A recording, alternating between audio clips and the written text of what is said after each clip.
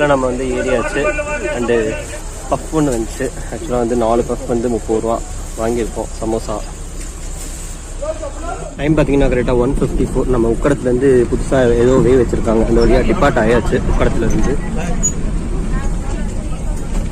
நம்ம உக்கடத்துலேருந்து டிபார்ட் ஆகி பொள்ளாச்சி ரோட்டில் போயிட்டுருக்கோம். ஸோ நெக்ஸ்ட் அப்படியே உங்களுக்கு போக நான் கண்டினியூ பண்ணுறேன்.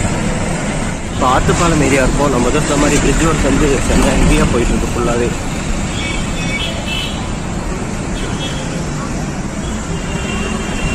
குறிச்சி குளம் சூப்பராக டெக்கரேட் பண்ணிட்டாங்க. இப்போ